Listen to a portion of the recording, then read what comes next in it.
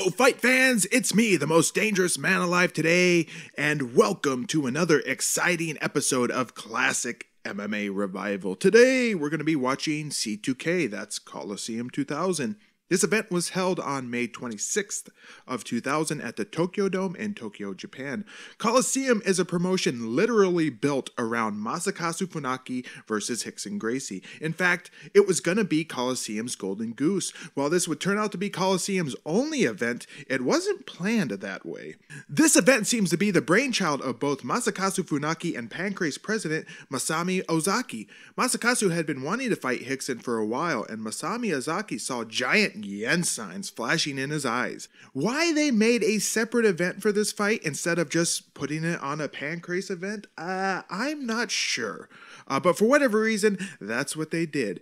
Anyway, a month after the Funaki and Hickson fight was signed, Naoya Ogawa challenged the winner of the fight. That would later be pushed as a follow-up fight for the next Colosseum event in 2001. But as we'll get into later on, that event would never come to be. So what exactly is Colosseum 2000? Well, it's an MMA/fighting event that features 7 amazing bouts, amazing used loosely, and that includes 5 MMA-style bouts set for an unknown amount of time. I guess we're going to find out as we watch the video. The round structure and time limits seem to be all over the place. In addition to that, we're going to be treated to 1 Muay Thai kickboxing match and a Kyokushin karate match. And I know for sure that the Kyokushin karate match is set for 5 3-minute rounds. Not sure about the kickboxing match. It might be 3 3-minute rounds, but we will find out later on. This is a DVD rip of the event. And it is devoid of any extra pomp and circumstance except for a couple of interview bits here and there. Anyway, with all that out of the way, I don't have anything more to add, so let's just press play here and see what happens. Go! Oh, there we are. I gotta fix the audio in my ear. See, straight into the first fight. Our first fight sees Yuki Kondo taking on Saulo Ribeiro. Yuki Kondo from Japan was 24 years old for this fight, and his record was 26-8-3. Saulo Ribeiro was 25. He's from Brazil, and his MMA record was 1-0. Doesn't seem fair. Yuki Kondo, for only being 24, had a full MMA career under his belt at this time. He had 11 fights in his first year of fighting in 1996 at age 19.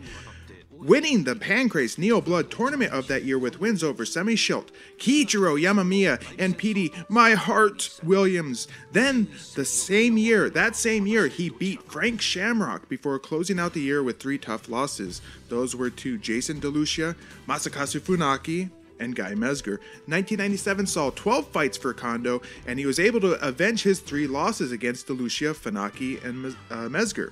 1998 saw 6 fights, and 1999 saw 9 fights for Kondo. He definitely was deserving of a break. Not much information on Saulo, his opponent, other than he is a well-regarded Brazilian jiu-jitsu practitioner.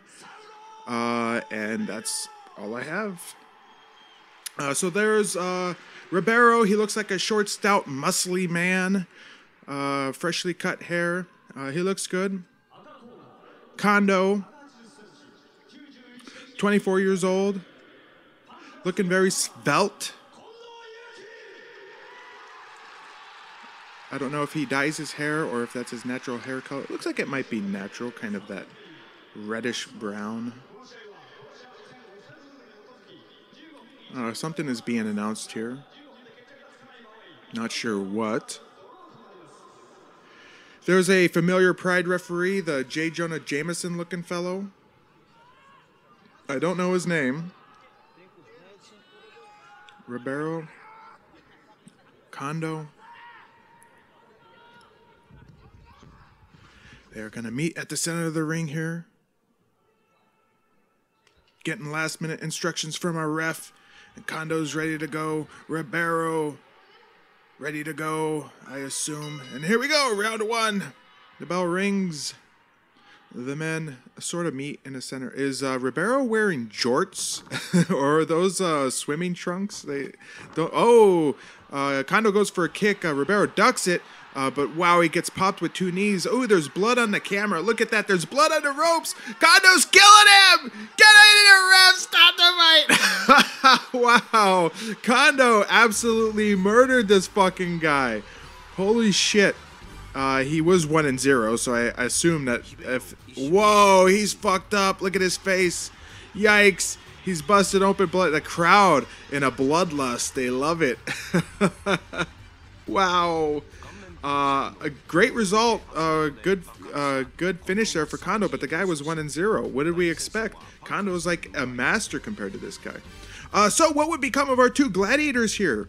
While Kondo was taking more of a calculated approach to his fight schedule around this time, through the next 5 years, he wouldn't fight more than 6 times in a year. He did keep a steady pace all the way up until now, 2018. The rest of his 2000 featured a bout in Pancrase and 2 appearances in the UFC, fighting and defeating Alexandre Dantas via TKO at UFC 27, and then fighting and losing to Tito Ortiz for the light heavyweight belt via neck crank, and that was at UFC 29 in December of 2000, and that event was held in Japan. I'm going to pause it here because I have a little bit more for these guys, and I don't want the video to get too ahead of me. And now, because I have a new recording style, I'm using OBS with sort of a haphazard way of connecting my microphone that is noise free. I can now finally do this. We'll get to see Yuki Kondo in Pride, but not until 2003 at Pride Shockwave 2003 when he fights Mario Sperry. Woo, looking forward to that. Yuki's most recent fight was in July of this year, 2018, at age 43, when he fought Old Fart Hickson Gracie at One Championship, Reign of Kings in Manila. That's the Philippines. Yuki lost via rear naked choke in the 2nd round. Yuki's record currently stands at 60, 35, and 9. As for Ribeiro, he would fight just once more at TFC 5, the Fight Zone, in September of 2002. He would beat his opponent, Jason Ireland, via submission. No information after that. He's probably become a BJJ coach or something now. We're into our next fight here as we see a Rastafarian taking on, looks like a very mean Russian. Anyway, this is Genki Sudo taking on Andre Pandaneras. Genki Sudo, what the fuck is happening here? What is this shit? Is this a recap? Because this fight, I think, is the longest fight on the card. Is that Genki Sudo? What the hell is he wearing? Is that supposed to be like some sort of dragon? He has monks with him? Anyway. Genki Sudo! He's from Japan. He was 22 years old here, and his record was 3-2-1. Andre coming out next. He's from Brazil. He was 33 years old, and his record is 1-1-1. He's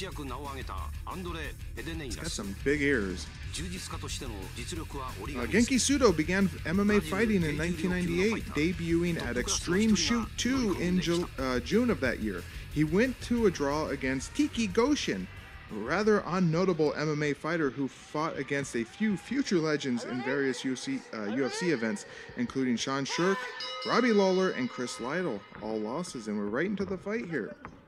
I have more information though. Genki then went to Pancrase after that fight, got a couple wins, including one against a young Nate Marquardt.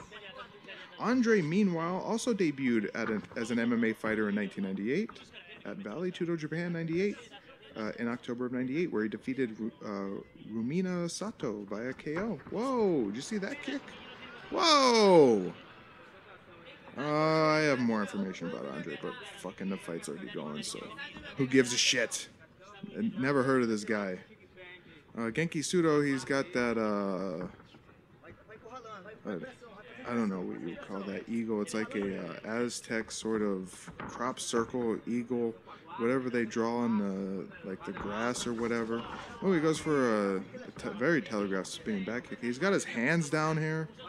Looks like he just wants to be like a straight kickboxer, but not even like a kickboxer. Kickboxers usually keep their hands up. Looks like he's trying to be like a capoeira fighter with his hands low. Maybe he's trying to troll old Andre here, being that Andre's from Brazil, and that's where capoeira comes from. Spinning back fist there. Low chance of success. He goes for a body kick here, like a straight body kick, a push kick. Gets his leg caught. I wonder why Genki Sudo likes this line art. These sort of that eagle. He's got some on his arm. He's got some, what is that? Like a door? Is that some, you know, furniture art? He's got a door tattooed on his right arm. I don't know what the fuck. But his trunks have more of that line art. And look at that. He's got like a pie chart on his left shoulder there. While we're here on the ground, let me finish what Andre had been up to.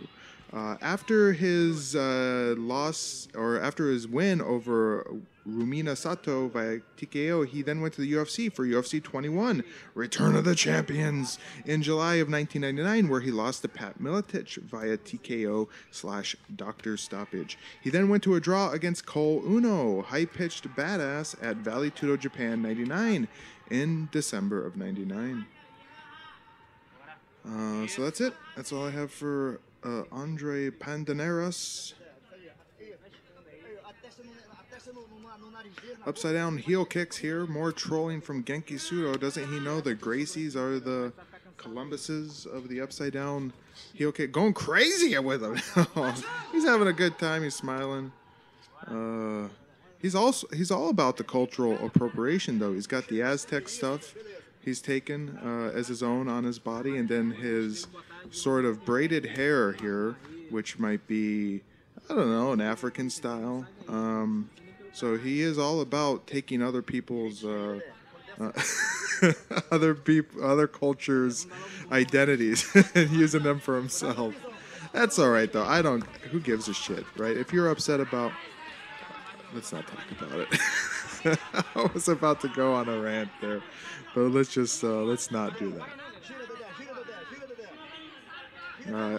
I will note that I've been a steady smoker since about. He gives a peace sign and a smile. Since I was 28, so it was 8 years ago. I started smoking. I never smoked when I was a kid. I didn't start smoking until I was 28. So anyway, I've turned to vaping now, and that's helped me stop smoking cigarettes, which is good. Not sure what's in this liquid I'm inhaling into my lungs, but it can't be any worse than carcinogens from cigarette smoke, right? So occasionally you might hear me take a puff on my little vape stick there. So far this fight is not very eventful. It was a good leg kick from Andre, and then a very slow counter spinning back fist by Genki Sudo. Genki Sudo comes in with the kick. He's bouncing around. Now he's dancing around. He's sort of showboating now. Hot dogging, as Macho Man Randy Savage would say. Goes for a spinning back kick again there, then a straight kick up the middle. Doesn't really hit. He's got his hands down again. Whoa, he's really crazy with these spinning maneuvers. 5 minutes down in the round here. Low chance of success with that shit because he was targeting like a foot above the guy's head. He got a target. The thing about spinning back fists is they want to go off target. It's hard to keep them on target. You got to practice at it. And sometimes you'll spin around and you're, where you want to hit them. You want to hit them with the bony part of your wrist, or the flat part of the back of your fist. I've seen success with both ways, but you got to control it because it'll often go way above the guy's head if you just flail around. Especially I see guys when they're trying to hit with the bony part of their wrist, that's usually when they tend to, the arm waves and it doesn't go where you want it to go. That's why I turn the fist so you want to hit them flush with the back of your fist. It's not as hurtful, I guess. It doesn't cause maybe as much as a knockout chance. It's still gonna, if you catch them flush with it, it's easier to control that way. That's my sort of point here. There's another body kick. Genki Sudo is showing off his kicks here. He's looking a little tired. Took a deep breath there. Pandaneris Paternaris, I already said his fucking name. He hasn't expelled a whole lot of energy here. Genki Sudo's been doing all the stuff. Spinning around, throwing kicks, initiating the grapples. Here we're in the corner, Genki Sudo. I don't know what he's doing there. What is he? What the fuck is happening? Why did you slap him on the back, asshole? Some guy just runs out of the crowd and smacks him on the back. Why'd you do that? That wasn't nice, dude. Go sit back down. What is he doing? I was like, fucking shit. He's like upset.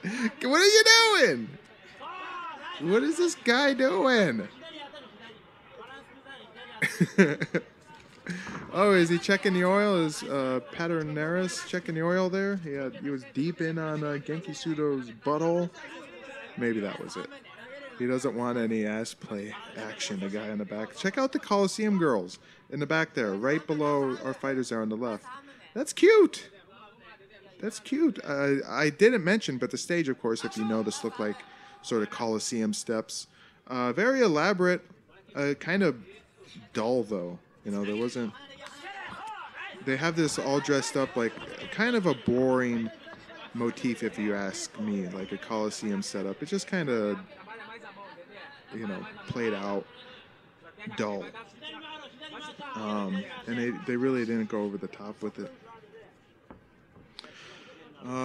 Anyway, who knows why, one of many reasons why this, I think we'll get into it later, why Colosseum did not continue on after 2000 here with any MMA events. I got a huge story, got more to talk about with the Gracie and Funaki fight than I planned to, but there's just a whole lot of shit going on around this fight. Genki Sudo here is really not doing a whole lot with all his antics, so to speak, but luckily for him, Andre Pandanaris is not really making him pay for this, isn't trying to make him pay, isn't pursuing him, is just standing there and just rotating. He's not being aggressive here. If he was smart, it was a good leg kick. He should do more of that, but he should set him up with punches. 1-2 kick, 1-2 kick, 1-2 kick. That is my go-to move. It's unstoppable. You think, really, is it unstoppable? You either defend the punches or you defend the kick. If you defend the punches, it's so fast. The 1-2, the kick is coming as soon as I let. Look at the crazy upside down heel kicks. Those aren't doing anything. Genki Sudo. What a waste of energy. He's thinking about a rubber guard or mission control. Pandanaris here isn't doing much on top. Genki Sudo's doing all the work, kind of beating him softly, giving him a massage. Nice. Anyway, as I'm going back, when I throw the 1-2 leg kick, as soon as I'm throwing, if I'm standing in orthodox, jabbing with the left, then a right straight, as soon as I'm throwing that right straight, the leg kick is already coming. And so you either defend the punches and get beamed with a hard leg kick, really hard. 10 minutes down now in our fight. You either defend the punches and get hit with a hard leg kick, or you try and defend the kick, and I'll tag you with a jab and a straight. Anyway. Speaking of which, that's probably what I would have, if I was Conor McGregor. His game plan only showed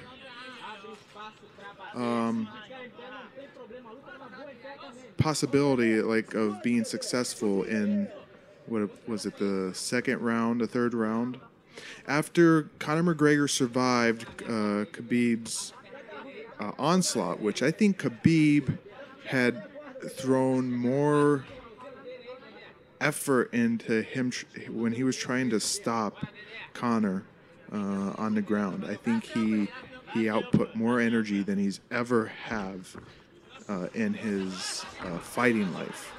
I mean, I know he's gone hard before to finish guys, but there was more to it than just that. There was emotion. He was desperate to stop the fight there. Nice sequence there as Genki spins up and then gets the takedown. But Khabib really put in more. There was a lot that poured out of him when he was trying to stop Connor. And Connor, for his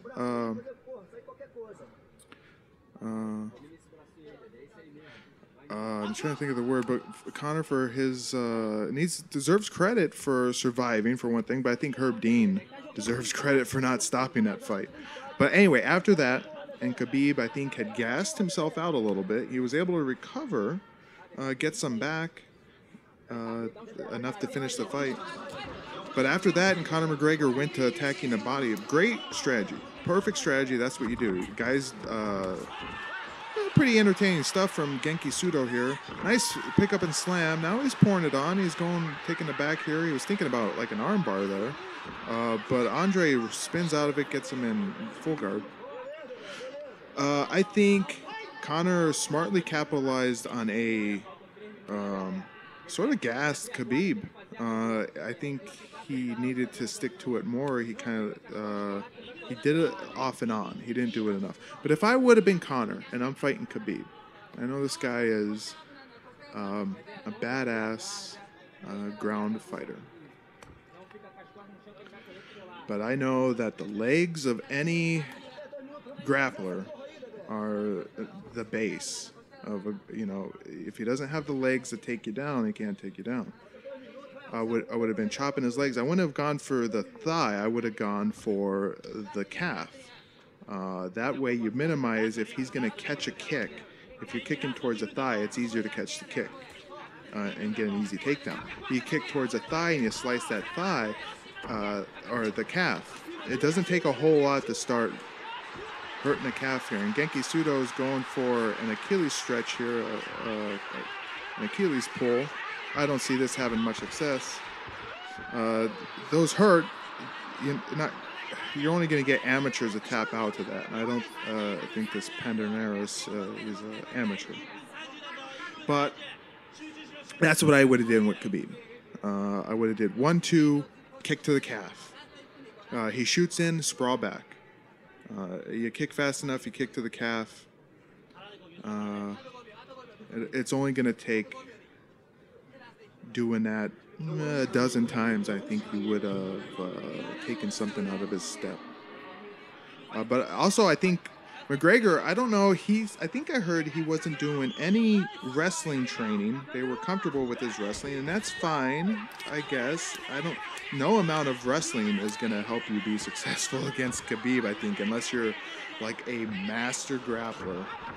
I think that was a good little up kick there from Andre, kind of flicked Genki Sudo's face back.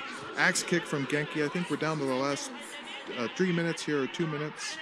I guess we're having one long 15-minute round, I would assume. There's Cole Uno.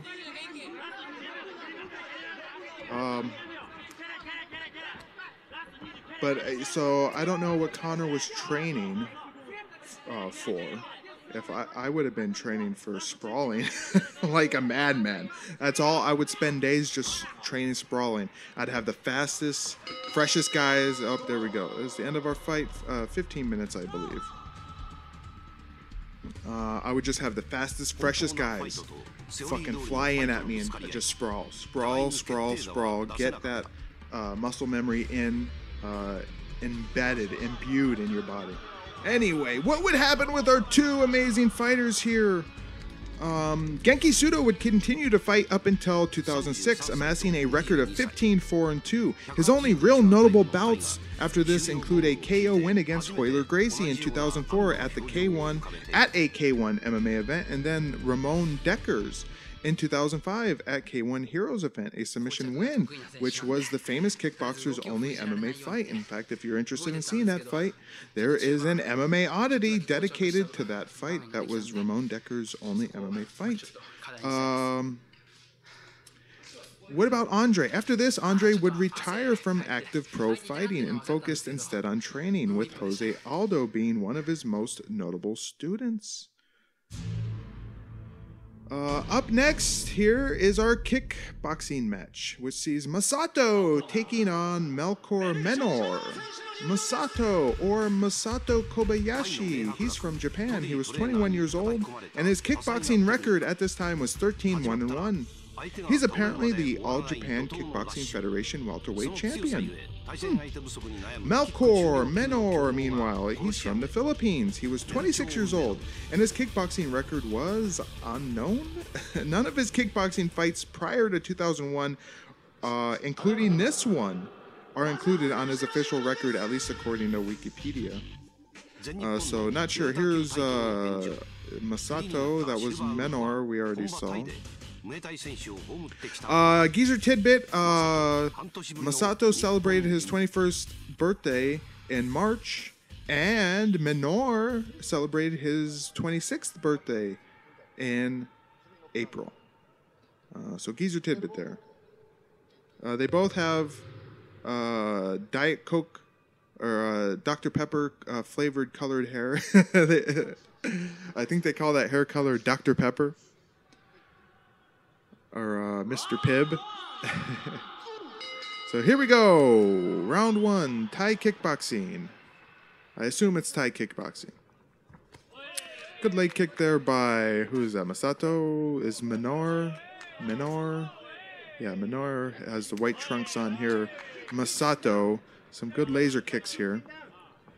See, that's the thing. You know what? If you're fighting a grappler and you kick fast enough, especially if you're distracting him with a 1-2 laser leg kick right to the. If you're just going to slice him to the calf, you really slice it. If you want to dig into the thigh, that leaves you a little open. Anyway, why am I talking so much about the 1-2 leg kick? Because that's my only claim to fame, I guess, in training. Is my 1-2 leg kick. Oh, it's devastating. I love Thai kickboxing though. You see the torque they get on their kicks, their legs, how they rotate their leg at the knee, and it just sort of goes all fucking crazy. And then it goes up, it comes down. I love that. It really looks brilliant. That's a good leg kick there from Masato, and Menor here is going for some punching. He had a nice little body shot. That was a good sort of right hook, left hook uppercut to the body. Masato here is focusing on the leg kicks. Menor is switching more to boxing. That was a good almost elbow. I wonder if elbows are legal in this, if it's Thai kickboxing. Good combo there. That was a 1-2 inside leg kick. I don't really like that combo too much as an MMA. I always come with. I'm talking about the 1-2 leg kick again. I always go with the outside kick. Nice little body kick to the ribs there. I don't think it really impacted that much. It looked better. More body work here from Menor. Oh, good leg kick there. Good counter from Menor. 2 jabs there from Masato. They sort of collide there as a kick and punch. It's a good fight. I'm a big fan of kickboxing. I really need to remind myself to watch more of... what the fuck? I can't even remember the name of it now. The Kickboxing League, wherever the hell they call it. You know which one I'm talking about. Anyway, I was really steadily watching that. And then I think it was number 18 or 19. I completely forgot to keep checking it out. It's a fun little match, though. Nice barrage there. Well, those were mostly deflected. Blocked. Hold on. Does he get cut? We do got a cut here. Menor's got a cut above his eyebrow. And the bell rings. Ending our round. Okay. Some interesting editing there going on from the DVD editor. I guess they don't want to spend too much time on this. So Menor's got a little cut, I think, from an elbow there. Thai kickboxing rules, of course, allow you to elbow, which is very nice. I like it.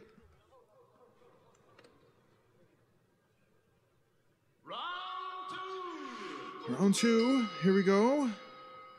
I think they're 3-minute rounds here. Inside leg kick, straight punches right into the gloves. Nice. Those kicks, even though it was deflected, Minoru's forearm there took the brunt of that force. That's gonna hurt. That's gonna take away his jabbing power. Masato here is looking, I would say, more sweaty. It looks like he's done more of the work. Minoru here is a lot drier. He's been pacing himself. I would assume he's pacing himself. Masato is throwing everything in the kitchen sink here in these exchanges. He's going for combos. He's punching the gloves right there. There was 3 straight punches to the gloves. That is unnecessary expenditure of the energy. You throw in a jab.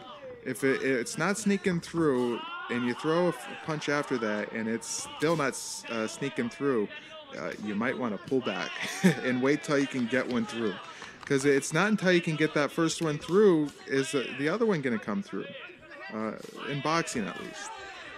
Oh, they're exchanging high kicks. Ooh, Masato gets flicked across the face there. Counter left hook there by Minoru. He's coming in now with combos. I think he senses Masato's tired. Whoa, good combo there from Masato. 1-2 body kick. He's firing away, hitting the gloves. Minoru now. You see, he's going for that punch and then nice kick. He dug in with that one on the thigh. Whoa, Masato fires back. He delivers a good leg kick. Oh, nice little leg kick there from Minoru. He's put out a lot of energy now. He's getting really tired here. He's taking a deep breath. Masato there goes for a body kick. That one's checked. Nice castle there from Minoru. There's a missing kick. Minoru comes in with a 1-2 leg kick. This hit with the toes there, though. Nice jab. Not a whole lot of pop on his jab here, though. I think he's sort of burnt out his gas tank a little bit because he went really hard. Woo! Masato's keeping up the pace, though. I don't know. He goes for an elbow there that just grazes the top of the head. He doesn't have as much pop on his striking now either. But he's still coming forward. Nice digging with the body leg kick. Oh, that was a nice leg kick from Masato comes back. This is a great fight. Great leg kick from Masato there. Minoru, though, is not showing any worse for the wear. He is castling up here, though, so I don't know if he's worried about that leg kick. Masato here, deep breaths. He's still firing away there. Whoa, another barrage. He's coming both ways with the 1-2 leg kick. I love it. 1-2 left, 1-2 right, 1-2 left. That is great. Spinning back kick there from Minoru. He's trying to go in to work the body. Masato's countering, though. Nice defense. There's a good poppy jab there from Masato. He's sweaty. He's taking deep breaths. Ooh, there's the end of round 2. Minoru still, he's breathing heavy, but he's not sweating as much as Masato. Masato's output has been significantly higher, although Minoru had some. Oh, good jab there right to start. Sort of a front kick by Masato. There's a kick and then a Superman punch. Minoru tries to go for his own. Minoru in that last round had definitely increased his output, but fuck, Masato is a machine here. He just keeps going. He's like the Energizer Bunny. He's not, I would say, other than that elbow he got the cut on Minoru, he isn't doing a whole lot of damage, but you would think these leg kicks, he keeps going for them. Keeps digging in. Elbow there. Grazed the top of the head once again. High kick. A lot of his attacks, though, go back to this, are being hit on the gloves, which don't really affect Minoru. You hit him in the forearm, yes. Whoa. Laser leg kick there to the head that just missed. Minoru's been able to deflect a lot of this damage away on his gloves, and Masato would be... it would serve him much better if he got on the inside more. Oh, that head kick hurt! Masato there took a step from that head kick, which landed right in the back of the head. Masato, though, is coming forward there. Once again, his punches are being deflected on his glove, on the gloves of Minoru. He's coming in. He needs to get on the inside, work the body, let something open up top, and then you give a nice hook or an uppercut. Or just use the punches to distract with your leg kicks here. You know, he does that 1-2 leg kick. Oh, once again, he gets cracked in the ear with a nice head kick by Minoru. Minoru is definitely being a lot smarter with his striking here. Masato is just winging. It's a great knee right into the ribs. Not sure how much that hurt, though. Minoru is definitely the... more astute fighter here. Masato, he looks dangerous, but he's getting mostly blocked here by Minoru's gloves. He needs to work on that, and he needs to work on trying to figure out how to sneak his punches in, because his punches aren't doing much. Sort of a kick to the armpit of Minoru. He's coming in. If you're going to work the leg kicks, you need to really dig that thigh in. Whoa, good uppercut there from Minoru. That was perfect, perfectly timed. That leg kick, see, he was in so close. Masato, that leg kick doesn't do much. He needs when he dig that, you need to have the leverage when you dig it into the thigh. And you want to get that shin bone right in the thigh. And see, Minoru is still moving perfectly. Is that Elvis? Who is that? Minoru is still moving around light on his feet, so these leg kicks haven't hurt him so far. He's still very light on his feet. He's not ginger on that left leg at all. I can't really see. It's a little red down there. Well, that's it. Bell rings. That might be the end of our fight. Maybe. Get him on the stool there. He's tired. He's been blowing a lot of energy out. No, it looks like we're going to go to another round. Or is that it? Is it going to be a decision?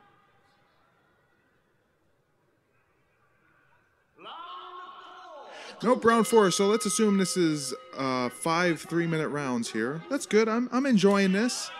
I don't know why Masato would go for that like outside body hip kick. Doesn't really do much. Deflected kick there by Minoru. Inside leg kick by Masato. Nice jab. He's got a lot of pop on that jab still. But right there, he hits the forearms. Good body kick, and then he tries to counter over the top. Minoru here is focusing on the legs. He's sort of getting beaten to the punch here. Oh, Masato, good. He just sort of plows right through Minoru's combo there. Comes over the top and then delivers a leg kick. Oh, there he goes. He got him down. He finally did it. 1-2 leg kick. Boom. He put him down. I don't know how much those punches hit. That kick, though, spinned him down. He might have cracked him, though, with that right. I would almost want to see a replay of that. And you know what? With my new recording style here, I can do a replay of that. I've got to see a replay on that. I would almost want to slow it down here, but let's see. He finally cracked him, beat him down. Watch this. He beats him to the punch right there with that combo. Great. He forces Minoru to go downward. Came over the top leg kick. And here we go. Oh, boom, boom. Oh, that was kind of a short right, left over the top leg kick. Nicely done. Minoru definitely felt that. He's a little blurry-eyed here. Masato has finally outworked him so much. He's finally broken him down, I think, here. Now he's going for the kill. Let's see him do it. Tries to go to the body. Doesn't get much there. I will say that Minoru's arms have taken quite the beating here. Although a lot of the punches have been deflected by the gloves, a lot of the kicks have taken full force on the forearms there. Masato needs to go back to that 1-2 outside leg kick. He's got success there now. Here we go. 1, boom. Oh, nice. He dug that one in nicely. He needs to keep up the pace, though. He can just deliver those all day long. 1-2 leg kick. He was a little slow on that kick. Gave Minoru a chance to sort of back up and be ready for it. Now Minoru is getting eaten up on the other side. Elbow attempt there. Now the leg kicks are hurting him. Now he's feeling them. Finally, Masato, after all that work, 4 rounds of leg kicking, he's got Minoru on. He is hurting now. Oh my God, he's going to beat him here. He's going to TKO him with leg kicks. He's finally got him. No, keep going to the left. Forget the right leg. Go to that left. He's hurt. He is hurt on that left leg. Masato slowing down here, letting Minoru get a little bit back into. Oh, that is it. Fight is over. I've seen that reaction before. I've seen that reaction in an MMA fight. He is dusted. His leg, it was like you flipped a switch. I can't believe it. Minoru was moving light, gingerly, or light, not gingerly. On his feet, he was moving good, and then boom, that one combo that put Minoru down, finally, it broke him down. He's real gutsy here, throwing a push kick with that left. He tries to go to the body. He narrowly avoids more damage. Boom, nice. He's checking that though. Now Masato's going to open up with the punches. He's got Minoru worried about the leg. That one was too low. That one did it. Boom. That was it. 3 knockdowns. Masato is the winner. Wow. That was a great kickboxing fight. I'm not sure if you're a fan of kickboxing. I love kickboxing. And that was an awesome show there. Masato had my doubts at the beginning. I was going to lean toward Minoru being a more tactical fighter, but Masato just outworked him. He just kept going nonstop. I'm not sure how good a fighter Minoru was. Masato. So what would become? I'm gonna pause it real quick. Right there is our Kyokushin karate masters throwing a kick. After this fight, Masato would continue to kickbox until up around 2009, where he would retire, amassing a kickboxing record of 55-6-2. Not too shabby. But in 2015, he came out of retirement for 2 quote-unquote exhibition matches. One against Kid Yamamoto in 2015 and then one against Takanori Gomi. Not sure the outcomes of those 2 fights. As for Minoru, who the fuck cares? He has 3 fights listed on his record against no one I know. Let's move on. Okay, I'm going to press play again here. It's now time for our Kyokushin karate match, or I assume it's Kyokushin karate. I'm going to guess. We're seeing a nice demonstration here. Whoa, flying kicks. He broke that ice like a badass. I'm trying to fix the audio in my ear. That's fine. Anyway, this is Luciano Basili taking on Kunihiro Suzuki. I couldn't find any stats on either of these 2 guys, and I gave up pretty quickly. Funny enough, I did find some old karate video of both these guys. That's the only thing I could find. I couldn't find any stats, any records, so to speak. Maybe I just wasn't looking in the right places. Maybe there's more information if I was Japanese, searching on like Japanese Google. Don't know. So I can't tell you how old these guys are, what their records are, though. I have none of that. So we saw Luciano come out, and now here comes Kunihiro Suzuki. So he's there. I wonder if these are official league jackets of Kyokushin Karate, because Luciano Brazil and his team, him and his team, had very similar jackets on, and Kunihiro's team here is all wearing the same jacket. So I wonder if this is like the official uniform of the Kyokushin Karate League. Maybe, I do not know.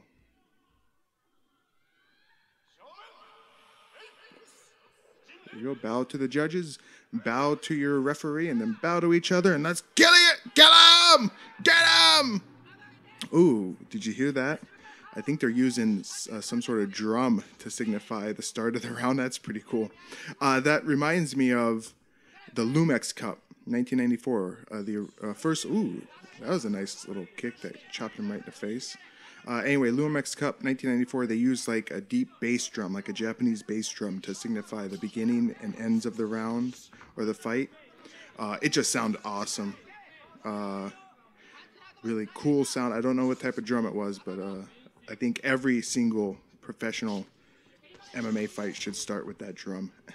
But the little drums that they're using here are also pretty cool. Probably similar in fashion, but it sounded like they beat on it a couple times. So I must admit, I'm not a fan of this Kyokushin karate stuff. The guys pretty much just beat each other about the chest. They're not very exciting. And you know what? I think this is 3 5-minute rounds. No, 5 3-minute rounds. So we're unless one of these guys knock each other out, we're gonna be here for a while, and I'm not looking forward to that. I'll try and call this though. I don't really know how you call Kyokushin karate. So let's give it a shot though. Suzuki's going in for a belly punch, a belly palm strike. There's an inside leg kicks. They exchange them. Outside leg kick by Suzuki. Another outside leg kick. Luciano goes to the inside leg kick there by Suzuki. Oh, he tried to like an axe kick there. That would have been cool if it connected, but it didn't. Now he goes for a body kick. They're exchanging kicks and punches. You notice how dingy Suzuki's gi is. Looks like it's been washed one too many times, including his belt, which is no longer black, is instead sort of a faded gray. And then the pristine white of Luciano's gi here and his nice dark belt. So I don't know if Suzuki here is wearing a hand-me-down gi that maybe came from the original master of his Kyokushin karate team. Maybe that's a tradition in Japan. The master hands down his gi and belt to the top student who has to wear it, and then he'll also hand it down to the top student. And at the end, you know, generations down the line, the gi is just like a tattered, brown, disgusting. It's like hanging by threads, and the black belt is disintegrated. Good little belly strike there from Suzuki. He's going for knees. Luciano here is holding the gi. I'm not sure how legal that is. I don't know if you can actually grab... Oh, and... Whoa. There's that drum again. Pretty cool. Oh, I just noticed the bow tie of the referee. Very cute. And, what's happening? What is this? What is this? Can somebody who knows Kyokushin karate, the rules, what is going on? That's just the end of the first round, so I don't know what that was all about. And here we go. Oh, and check out the official over there in the corner. He's got a whistle in his mouth, like he's a tennis referee. And he's sitting in his little stool. That is funny. And he's waiting to blow that whistle. He's just got it in his mouth. That's funny. Well, spinning, like, flying kick there by Luciano. Doesn't really hit. He's going for chest punches. Outside leg kick. Body work here by Suzuki. A knee. Oh, and Luciano goes to trip him. I heard the whistle. I don't think that's legal. So the guy in the whistle, that's his time to shine. That's why he's got the whistle in his mouth. Here we go. Push kick there by Luciano. Oh, God, this fucking sucks. I don't. Oh, the whistle. There's a whistle again. Break. And look how wrinkly Suzuki's gi is compared to the nice pressed gi of Luciano. Luciano, obviously, is a fresh gi that he got specially for this. And Suzuki just rolled out of bed and put the first gi that was in his fucking closet. He gave it a whiff. He's like, oh, it stinks. And it's wrinkly. But that's all right.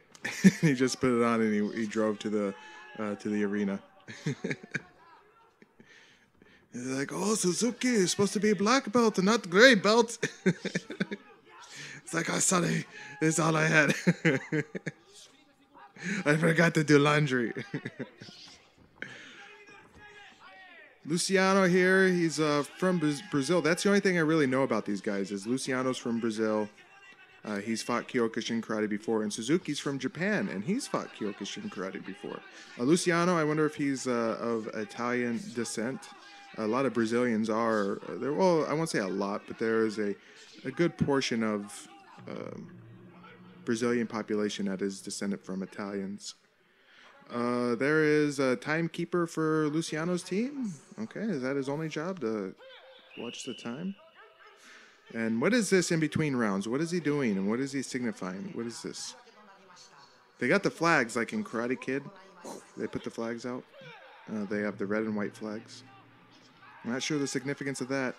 Can you imagine being in one of these fights? I imagine after a while, those punches and kicks take their toll. After 5-6 rounds, God, they're going to be like Gumby. They're going to be like mush. They're going to be puking their guts out in the back, like, hit so many times in the belly. Just give you an upset stomach, I imagine. There was a nice little uppercut there by Suzuki. Straight kick there by Luciano. Doesn't really do anything. I think they're slowing down here, starting to get tired. I mean, they've thrown about 200 strikes each. I would love to see the CompuBox numbers on Kyokushin karate match. It's like 1,001 to 1,200 strikes thrown. It's just ridiculous. They're throwing, 150, 200 strikes each per round. Suzuki here is getting real slow. I think he's blown a lot of his gas tank. Luciano here goes for a takedown. Yeah, nice grapple. No, let it go. Say, I'll allow it. Let it happen. Does he get points for that? Luciano's kind of holding himself back this round. Meanwhile, Suzuki's still just going crazy with the punches and kicks. Nice. That was an all right outside leg kick, I guess. I mean, he put a lot on it, but I think it kind of hit his hip, which doesn't really hurt. Suzuki's making a lot of noise here as he's moving in. He's breathing as he moves. He's kind of telegraphing what he's going to do. You know he's going to hit when he's breathing, pushing out air before he even throws a strike. You know, hey, one's coming. He's getting ready. So I don't... are these popular in Japan still? I'd imagine they're not. If they still have, like, I'd imagine, I don't know, maybe sumo wrestling is still like a giant spectacle and it's like a traditional thing. I'm not sure about this Kyokushin karate. I think it would be a fad. Not really a fad, but something that maybe had kind of like a rise of popularity in the 80s and early 90s, and then just kind of, it's still around, I would believe, but it's just not popular. What's happening now? Why is the ref doing a Street Fighter pose? Oh, God.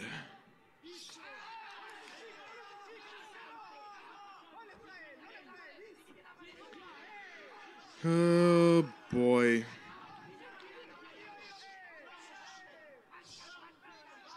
Oh, hold on. You know, I got to check something. You know, I got a new recording system here I'm using. Oh, good. It's still going. You might not see what I just did there. But I'm now, instead, before, like on my Classic MMA Revivals, I'd use an external device to record my voice, and then I'd use, I would just match up the video in the editing software later and just have my voice, and then, you know, I'd figure out matching up the audio later on. But now I'm just using OBS to record my voice and the video at the same time, and that will cut down significant, you know, fiddling around with trying to match up the audio. But I'm always worried. I'm kind of like, anyone watches Diversity in Comics, when he first started using OBS, he was always like, oh my God, am I still recording on OBS? It is a fear to make sure that you hit that record button. Whoa, there's a wheel kick and he tries a trip. That was pretty slick. Don't know if that's allowed though. He looks like a Ralph Macchio. This is the Karate Kid in Japan. Karate Kid Part 5. Oh, the whistle's blowing. What happened? Ah, there he goes. He's going in. Get him, Luciano. Kill him. Yeah, so this is not very good. But anyway, my recording setup, and plus I'm now able to kind of do this. You're probably like, most dangerous man alive today. Why didn't you just, you know, do this before with your OBS and your, you know, recording your voice and a video at the same time?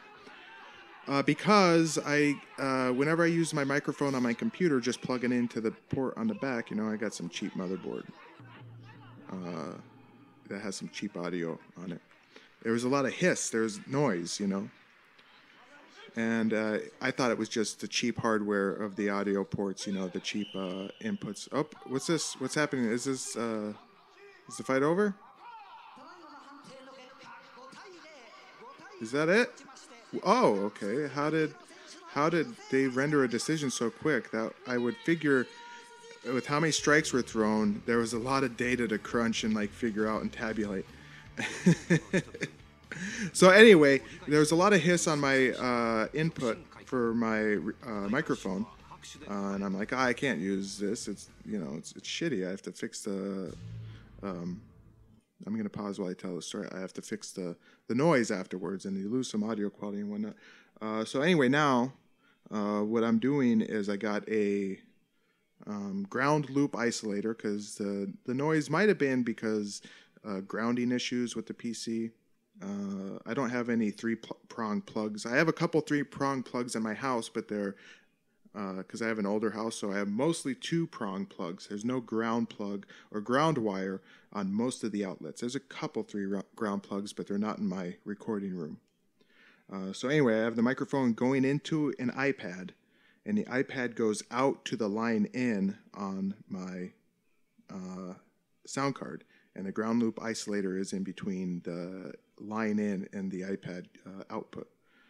That's the only way I can get zero noise, because if I just plug the microphone in onto the ground loop isolator into the microphone input on the audio card or the audio plug-in, there was a weird interference, or there was like a weird noise. Anyway, why the fuck am I talking about this? Let's continue on with the event. Our next fight here features Mario Sperry taking on Hiromitsu Kana Hara. Mario Sperry, he's from Brazil. He was 33 years old with a record of 6-1. Hiromitsu, meanwhile, he's from Japan. He was 29 years old, and his record was 8-4. Huh, weird. I vaguely remember Mario Sperry fighting in the early days of the UFC, but nope, he never did. He got his MMA start in 1995 in September at Duelo de Taitas, where he beat Jose Balduino via submission from strikes. He then fought in 2 tournaments. First Extreme Fighting 1, Battlecade in November of 1995. Our dear friend Alistair, the Australian, he did a Classic MMA Revival for that event, so go check it out if you're interested in seeing that. Mario got to the finals of that tournament, but lost to Igor Zienviev via doctor stoppage. After that, Mario fought at the 8-man tournament held at Cage Combat 1, Australian Ultimate Fighting in March of 97, where he won the whole shebang with wins over Vernon White by decision, and the fight's already going. And then Neil Bodycott via submission to strikes, and Chris Hossman in the finals via submission to strikes. Here we go. So Kana Hara came out with a leg kick. Mario Sperry takes him down.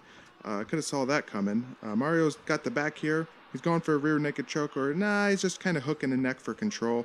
Oh, Kana Hara manages to get up, but nope, big lift and slam from Mario Sperry. He's in side control. Mario Sperry, nope, he's in half guard now. Kana Hara got him in the half guard, or he was. Nope, he's back in side control now. Mario Sperry kind of became a one-trick pony. Not a very super. He's got good talent. He's got good skills. Not a very exciting fighter though. This was kind of his, obviously his biggest strength, and he stuck to that like glue, like he's sticking to Kana Hara. I don't think he really evolved beyond just being a great grappler. I won't take anything away from him. Great grappler, great wrestler. But yeah, that's pretty much all. Serviceable striking. It doesn't take a whole lot to know how to strike when you're on top of a guy. What about Kana Hara? I got some notes about him too. As for Kana Hara, he got his start in rings in 1998, beating Lee Hastel via TKO at Ring's third fighting integration in May of that year. He would garner 3 more wins before being handed his first loss against Ricardo the Mutant Morais by decision at Ring's final capture in February of 1999. It's really funny how Ricardo Morais had been, unless that fight is a work, which it could have been because it was just at the time that Rings, early 1999, Rings was going into a real MMA promotion before they were all worked. Some people say the strikes thrown and the submissions were real, but the outcomes were predetermined. So they knew who was going to win. They would still fight for real, but just follow up with the win, however it was supposed to go, and the referee would tell them, like, okay, like he'd give them a cue, like time to go home, finish the match, whoever's going to win. Anyway, Ricardo the Mutant Morais, he won that first crazy 64-man tournament, IAFC number 1. He beat a bunch of guys. I don't think he fought Igor Volchanchin. Igor Volchanchin, I think, lost to, oh my God, what's his name? Mikhail Alukin. And then Mikhail Alukin lost to Ricardo Morais. Ricardo Morais was a badass, and then I don't know what happened. He couldn't beat. How could he not crush Kana Hara? Just like smash him on the top of the head, and Kana Hara's head fucking falls down into his body. Anyway, I have some more about Kana Hara here. Maybe I'll pick it up in a minute here. But this fight so far, Sperry's been all over on top of him. He's got his back now. Kana Hara obviously has grappling training under his belt, being in Rings. I know Rings was fake, and I'll call it fake. You could argue that again, like I said, you could say that, oh, it was real strikes. They just had the outcomes predetermined. Okay, I'll just call it fake. Shoot wrestling, fakery. But anyway, Kana Hara, I know those guys trained grappling, and they, sometimes they went really hard in the gym against each other. So I know Kana Hara has some grappling training. I don't think he has much training otherwise. Maybe rudimentary kicks and punches. But he's a second generation rings fighter. I think the first generation of rings fighters were maybe a tougher, a little harder nosed, so to speak. There wasn't a huge amount of guys that came out of rings that were amazing fighters. You could say Dan Henderson, yeah, maybe you could sort of attribute rings to him being a rings guy. Fedor, yeah, maybe you could probably attribute him as a rings fighter. There's the bell rings. That was 5 minutes, I think. So thank God it's not like Genki Sudo versus that other guy where it was 15 minutes. I'm glad they've gone to rounds. This is much better. So we're going to head into round 2 here. So we have 5-minute rounds. I'm assuming it's 3 5-minute rounds, but I guess we'll find out. So rings wasn't, especially when it transitioned from the shoot style pro wrestling to real MMA, I wouldn't say they were. You had Valentine Overeem. Yeah, I mean, there was a couple guys that came out of rings, but I guess the point I was trying to make was that rings wasn't a breeding ground of awesome MMA fighters. But Fedor alone you would say, hey, Fedor. Yeah, okay. Anyway, hey, since this is just a boring slogfest of a grappling match with Mario Sperry dominating him, he's setting up an armbar here. Didn't go for it, though.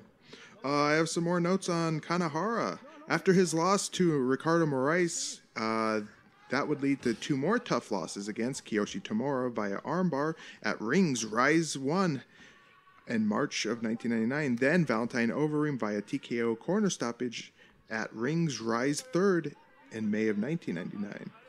From there, he would get wins over Masayuki Naruse, Wataru Sakata, and Jeremy Horn. The match against Jeremy Horn was in the opening rounds of the Rings King of Kings 1999 tournament. Kana Hara would later fall that night to Dan Henderson, who would eliminate Kana Hara from the tournament. Wow, Kana Hara just run away, just turn around and run. He was sort of dancing on his feet there. Mario Sperry just... like a bulldog here, just wouldn't stop going after him. Mario Sperry here might be setting up an arm triangle, but he has to get in the mount first, and he does that. Yep, nope, he lost it. Too bad. He's inside control now. He's kind of right in knee on belly. Kana Hara bucks out there, and he slips away. Get away, run, just run. Just go, just step out of this and run away. He's going for like a crucifix here from the front position. Now he's down. He's got his leg on the ground. Mario Sperry just doesn't quit. I'll give him that. He's very determined here and getting his takedown. Non-stop pressure. Kana Hara pulls guard there with the guillotine. Why did he do that? Mario Sperry just gets in a half guard. Don't gas out your arms. Just let go of that. You're not doing anything there. In fact, you'd better serve yourself to let go of that and try and spin. He's trying to pull Mario Sperry over him. Not a smart idea. Not a smart idea. Now he's turned into Mario Sperry. He's trying it again. Dummy! Why are you wasting your energy doing this? Just let go. There you go. Good job. He tries to buck out and he does spin out. Nice. Just run. No, run away. Let him shoot in. Oh, Mario Sperry's gassed himself, I think. Now Kana Hara sprawls, but he leaves a leg out. Dummy! Pull both your legs back. Mario Sperry's gassed. You could have your way now. Just get out. I don't know what strikes are allowed. If you could kick or knee Mario Sperry in the head when he's on the mat. Get out. Oh, God. Kana Hara here is kind of gassed, too. I mean, he's had Mario Sperry on top of him for, so far, 95% of the fight. So he's wasted a lot of energy here, too. But Sperry's been nonstop working, so I think he's gonna be he's gonna be like rubber, going to the back to the locker room. Kana Hara choosing just to hold on here, and he's tired. He needs a break too. Ref calls for action. Not sure how much action we're gonna see though. Ref. Sperry gets up into mount here. Now Kana Hara gives up his back and slips out. That slippery little devil. Now back away. Just back away. No, stay back. I would be shouting. Yeah, Mario Sperry's really tired. And just get back. Get away. No. Bad sprawl. He left his fucking right leg out again. I would, if I was his coach or, trainer, I would whip him I'd flog him with a fucking cane stick in training if he ever did that again. I'd say, take him right after this fight, take him to the gym and say, you know what? This was your mistake. You sprawled and you didn't pull both your legs back. You let him get your right leg 2 times. You're going to get flogged and someone's going to shoot on you and you're going to sprawl. And every time you leave your leg out, you're going to get fucking flogged. That'll teach him. That'll teach him never to leave a leg out there when he's sprawling. So he gets lucky here, a stand up from the ref. Don't go in. No, wait for him to shoot, you dumb fucker. God, is he so stupid? Kana Hara here is not very smart. I don't know much about Kana Hara, but he's not very smart. He's very frustrating. I would be so pissed at him if I was his coach. Oh, man, I would be fucking livid. He's sweating like crazy. He's kind of an ugly bastard, too. He kind of looks like Bolo Young, the guy who played Kung Lee and Bloodsport. Well, that was it. 2 rounds. Nice. I'm very happy. We're gone to a decision. Mario Sperry gets 1.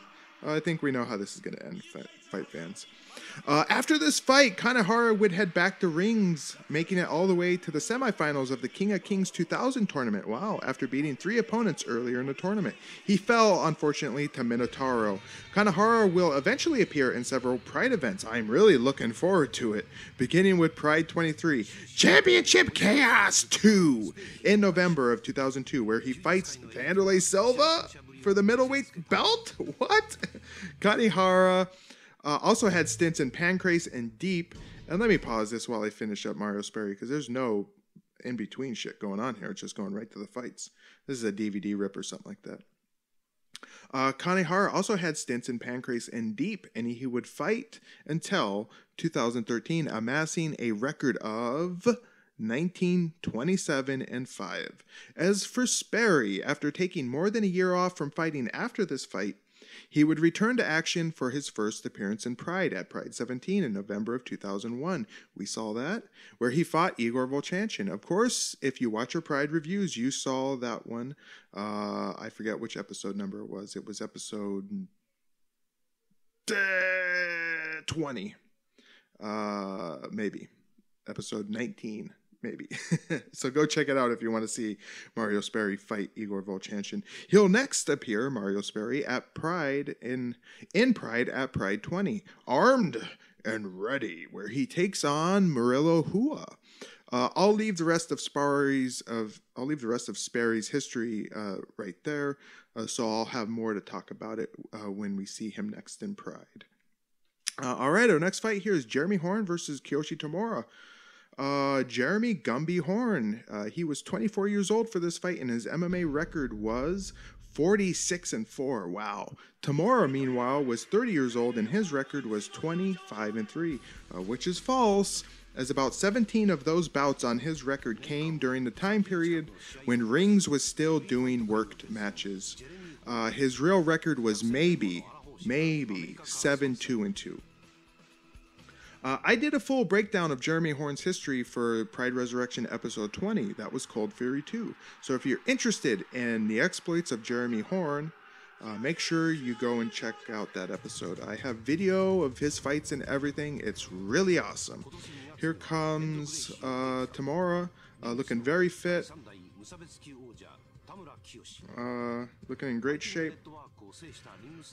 Just know that, finishing Jeremy Horn here, just know that Jeremy, he was a maniac when it came to fighting. His schedule was insane, and he fought some of the best. As for Tamura, in the next episode of Pride Resurrection episode 22, Pride Bad Blood, I do my best to navigate the murky waters of his MMA career, so you'll have to wait and check that out. I don't want to talk about his history twice, even in condensed form. So here we go. Jeremy Horn versus Tamura. Tamura wearing his ring getups, and he has no gloves, so he's fighting as a rings-style fighter. That's going to mean that he can't punch to the face. He can only do open-handed slaps, I think, to the body. And he's wearing his rings booties. He's handicapping himself here. I know he was still a rings fighter, but... ooh, there's a good body slap here. He takes, and he uses that nicely to take Jeremy Horn down. He's going to be going into real MMA with gloves and stuff, so why would he continue to stick to this style? He should get his feet wet as a real MMA fighter. What the fuck are those little belly punches? What, is he giving him a massage? What the fuck? Did you see that, fight fans? I have to replay that. I can do that now. I can do instant replays because I can just sort of move this here. Let's. This is kind of embarrassing. Let's see this. What the fuck, Tamura? Come on, that is shockingly bad. Why would you even do that? It's almost like they're sparring, and he's like, "See, I'm tapping you. I could be really punching you, but I'm just giving you little taps to know I could punch you." So yeah, I don't know why Tamura is doing this, fighting as a ring-style fighter. Maybe he was forced to do it though by the promoters. Oh, he's fixing his fucking knee guards. Jeremy Horn, you Guy Mesger. Good inside leg kick there by Tamura. Not sure how much it hurts though, being as that those rings kind of booties he's got on. Got some padding on there. Jeremy Horn backs him up and Tamura shoots. Jeremy's in side control here, and he's smartly moving Tamura away from the ropes. If Tamura is going to become just go into standard MMA, he should be, as soon as possible, getting his feet wet. And Jeremy, no better opponent than Jeremy Horn. You go in there with gloves, you go in there with feet, and you fight. Anyway. I like Jeremy Horn. A good kid. Can't say anything bad about him. He has an amazing MMA career. He's fought them all. Well, he's fought most of them. He kind of became a gatekeeper. He never really amassed any major success, and I would say major success would be like a title in a big promotion. I'm sure he's won titles in smaller regional promotions. He had some good combo there. Tamura though takes him down. Tamura or Horn with butterfly guard here. He's kind of going to lose it on the right side. Maybe. He's lost it on the left side. Now he's got half a butterfly. Tamura isn't really showing a whole lot here. Again, he's because he is, I think, restrained in what strikes he can throw because he's doesn't have any gloves on. He really is at a disadvantage here because, it's one thing if this was a bare-fisted fight and he doesn't want to hurt his hands. That's why he probably doesn't punch full force. But he doesn't even have the option of punching the face at all. And he's really not punching hard at all to the body. Ref stand up here. Tamura doesn't like it. Great shape. Tamura, his body looks awesome. He's kind of small. Of course, he's Japanese, so that's nothing big. Good head slaps here. Now he's putting in some effort. I like to see that. He goes for a high kick. Oh, he gives him a nice little cross slap there. Jeremy Horn's going for a head kick. Oh, nice knee there by Jeremy Horn. Oh, they collide. Now this fight's getting good. Jeremy Horn's coming forward with punches. Tamura shoots in, takes a leg, and he's going to take him down, I think. Jeremy Horn's hopping on one leg. He's punching the head. That's good. He should push his head down. And he should get... Nope, he gets taken out. I was going to say he should push his head down and get his leg in, pull his leg down lower so it kind of gets to the knee joint and push Tamura down. Anyway, Tamura's on top here in guard. Again, I think Ring's rules are he cannot attack the head when he's in guard at all, not even with an open hand slap. And I'm not sure what he can actually strike the body. I know in Pancrase, what the fuck? What the fuck was... Yeah, the ref stands him up after that, because that was embarrassing. And Jeremy Horn fixes his knee guards! The fight continues here. Oh, Tamura comes in for a kick, gets trapped though and taken down. Probably similar to Pancrase. In Pancrase, there was a gentleman's agreement though. When fighters were on the ground grappling, they wouldn't punch each other. Oh, bell rings there, ending round 1. So it's not that the fighters in Pancrase couldn't punch each other or slap each other. They had to do open hand slaps on the head. It's just that there was a gentleman's agreement they wouldn't when they were grappling on the mat. Now, some guys just said, fuck that rule, and did it. Guys like Boss Rutan, Jason DeLucia, Ken Shamrock. Guy Mesger, I think, did it a couple times too. Most of the Japanese guys stuck to that rule, though. Quite stupidly. A body kick there by Tamura. Jeremy winging out some punches here. He sprawls on Tamura's shot there. They clinch for a minute, then separate now. Tamura can come in with a kick, I think. That's what he's going for. Nope, he doesn't. He goes for slaps. Wow, he's surprising me. I thought I had him pegged. Goes for a high kick there. Gets some nice collision. He shoots. Gets a leg. Now Jeremy Horn spins around and face him. Pretty much giving him the takedown. Butterfly guard. Jeremy's trying to hold him close. Jeremy, I don't see Tamura as having really great control on the ground. Plus, you're a lot bigger. What I would do is just forget about the butterfly guard, turn my knees into him, turn to the side, and just walk away. There's no reason for him to stick in this. I don't think... I wouldn't be afraid at this point of Tamura submitting me. Oh, so Jeremy Horn can't strike the head at all on the ground. He just got admonished for doing that from the ref. So I guess as part of the rules here for the agreement, because Tamura, like a jerk-off, decided he wants to fight with the rings rules, there's only weak little body punches. And the ref, once again, sees that shit from Tamura and is like, this can't stand. I can't let this go on. You better stand him up. Yeah, so this fight... Oh, there was a good like inside leg kick there. Kind of maybe hit a little low. And goes high. Tamura's kicks are pretty good. Interested in seeing what he does against Vanderlei Silva at the next episode of Pride Resurrection. Body kick there. He gets taken down. Jeremy Horn just gets on top of him. Yeah, it was a mistake to have this fight fought under semi-ring rules. What the fuck? Yeah, do something, not that. God, this fight is upsetting me. I think the stupid rings rules here they're fighting under, it's taking all the steam out of this damn fight. Oh, he's choking him there. A hand straight up under the neck, or under the chin on the neck. Jeremy Horn is in the forward position here, sprawled out. Light, very light punches here. That's not hurting anything. That's like a soft massage. So maybe he's trying to put Tamura to sleep.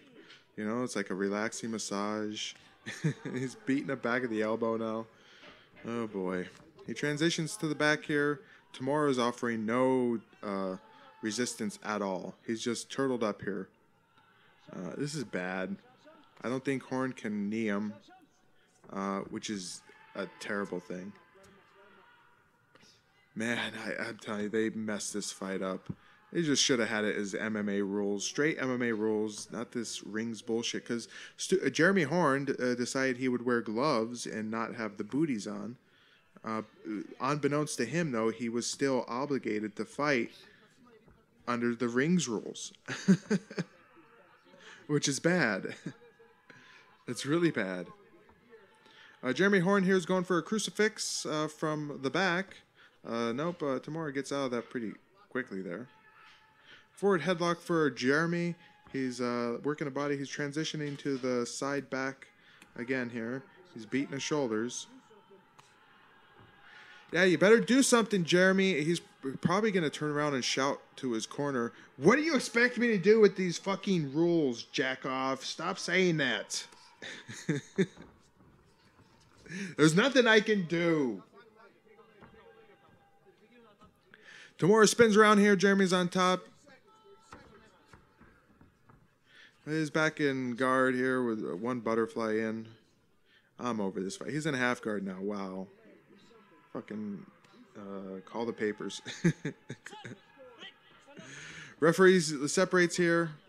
Is he getting a yellow card? No. Oh, no. He was just fixing his junk. Jeremy Horn fixes the knee guards. Why did you choose to wear knee guards, Jeremy? Jeremy plops down there in the guard.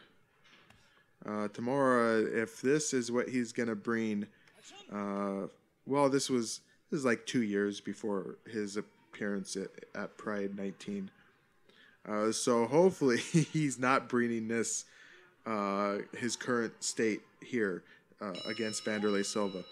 There's the end of round 2, and I assume this is going to be the end of our fight, judging by how they had the Mario Sperry fight. I hope so. Yeah, Tamura will get obliterated. He will get murdered by the axe murderer if he brings this. But we'll have to find out, fans. Fight fans, no spoilers. Here we go. You know what? They should just give it to Tamura. What can Jeremy Horn do about it? It should just be a unanimous decision for Tamura. I mean, what can Jeremy Horn... Oh, he's stunned. One of the judges did give it to Tamura.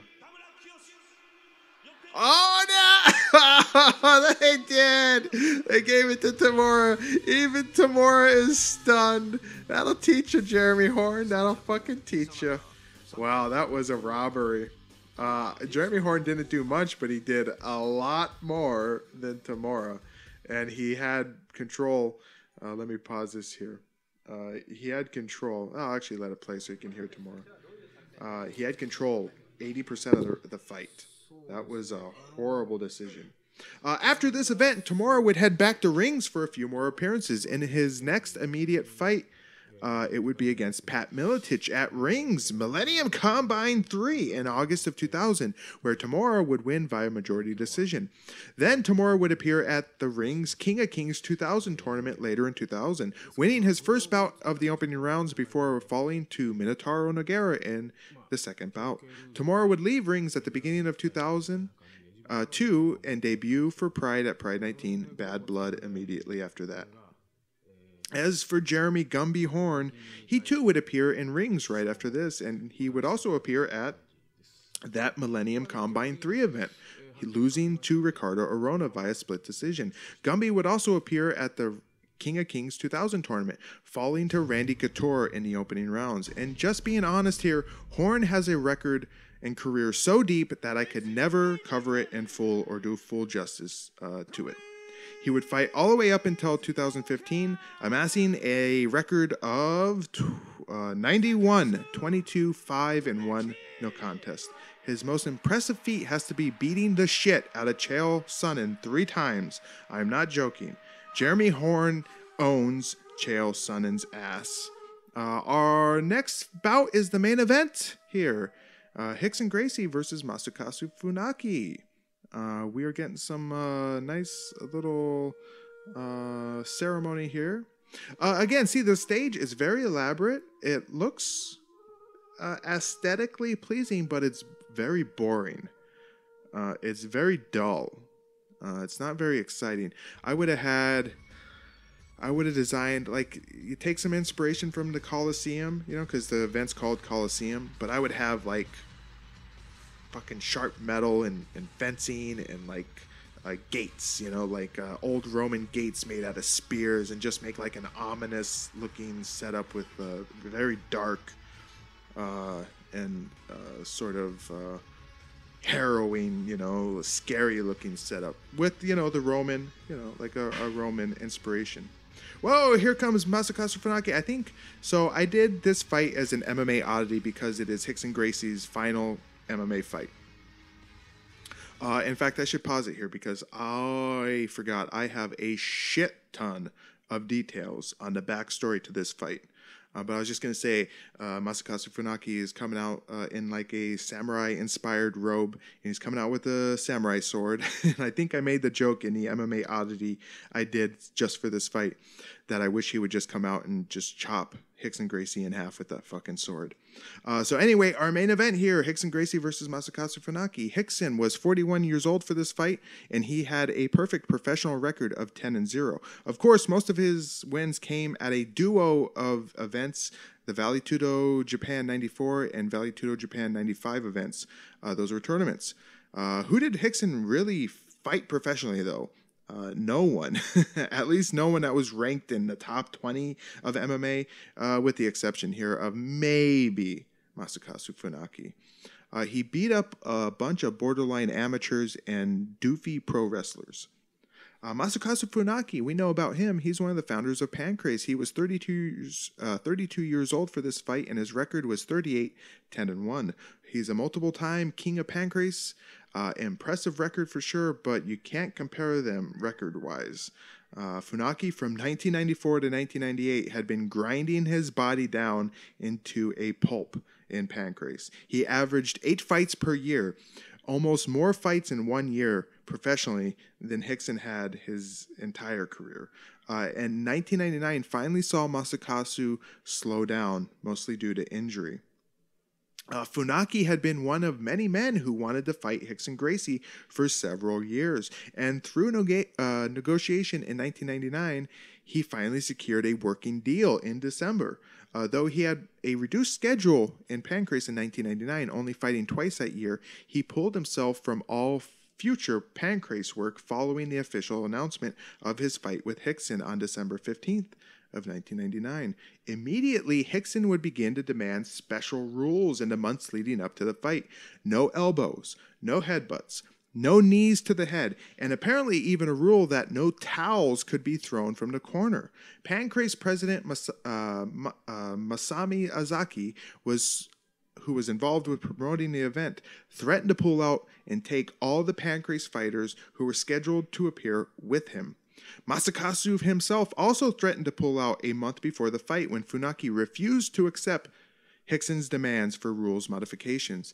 Though, for all of Funaki's and Ozaki's bluster, it seemed for naught, as their threats never materialized, and the event went on anyway. Of course, a lot of money was on the line, and both Ozaki and Funaki wanted in on the payday, so perhaps the threats were just for show, maybe to enrage the Japanese public over Hickson Gracie and get even more butts in the seats to see him lose.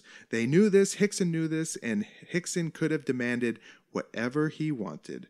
Regardless of any theatrics, about 25,000 tickets for the event went unsold, proving that perhaps as time had gone by, Hickson Gracie just wasn't viewed as the must-see foe he once was. Let's not forget, by this time, Pride was really starting to ramp up, just having completed their first Grand Prix event earlier in the month of May. I think at this time, the Japanese public had largely moved on from Hickson Gracie, and I say that, but the ratings for this event were the number one for the night it aired, although I think they sold only about high teens, 17,000, 18,000 tickets, and there was 25,000 that they didn't sell. So that was pretty depressing, I guess, to say. Anyway, let's watch the fight. If you've seen this fight before, if you've seen my MMA oddities I did for this fight, and the only reason I did an MMA oddity for this fight, it's not that this fight itself is odd. I should the name that I have for that series is a little misleading. It's not just odd fights, it's historically significant fights, maybe first time fights, only time fights, and last fights. So that's why I did, because this was Hickson Gracie's final MMA fight, and that's why it was nominated to be an MMA oddity. So Masakazu Funaki, he's in the ring here. He's looking old for 32. I wonder how much he had let his body recover. Having 50 fights, just about 50 fights up until this time professionally. I mean, just brutalizing his body and pancreas just nonstop. 8 fights a year, that's crazy. No one has a schedule like that, even close, unless you're in the amateur leagues or the smaller leagues of MMA, or you're Travis Fulton, who does maybe 8 fights a night, or he was doing 8 fights a night. So here comes Hickson,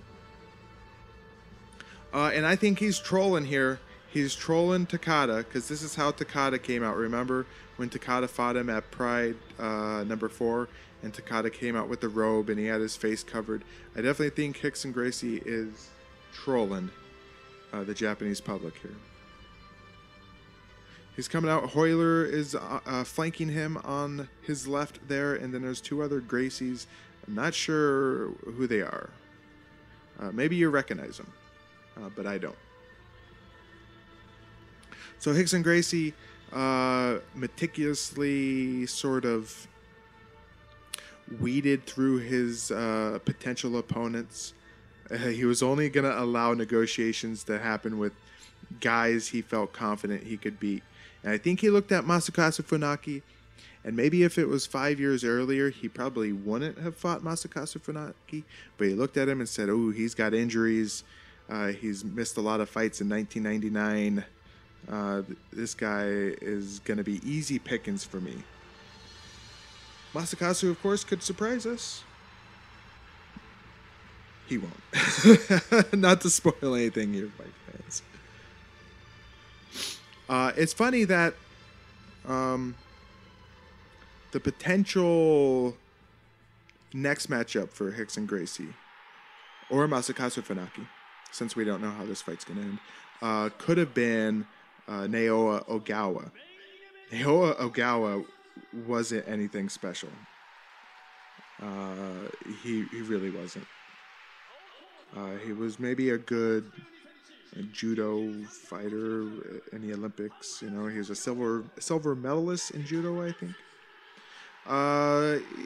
So good at that, but not and maybe good at pro wrestling. I don't know how good he was at pro wrestling, actually. When I say that, he might have had problems there too. He wasn't that good of an MMA fighter. So here's Hickson Gracie.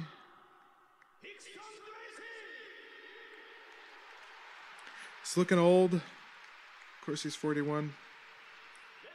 Still doesn't have as much wear and tear on his body as Funaki here. Funaki, while popular, wasn't the big name in Japan as, say, Takada was. And I say that, and it probably has to do with looks. I don't think Masakazu Funaki is a bad-looking guy, but I don't think in terms of Japanese handsome, he's considered, really handsome. I don't know, why people think Nobuhiko Takada is handsome. The Japanese think he was really good-looking. I didn't think so. Funaki here, I think he looks fine. Whoa! Hickson Gracie comes out with the leg kick. Funaki tries to knock his head off, but now he's doing the wrong thing here. He's letting Hickson Gracie grapple him and push him into the corner. This is not where he wants to be. You got over-unders. Both men have an over-under hook here. Crowd is going silent. I think the frog in their throat is is really starting to get to them. They probably have a lot of. I'd imagine there's a lot of apprehension in the crowd over this fight, especially in this position They really want Masakazu Funaki to win. Oh, he tries to muscle out here. But you know what? Hickson Gracie is stronger. Can you believe that? Hickson Gracie just showed his strength. I got to give him credit.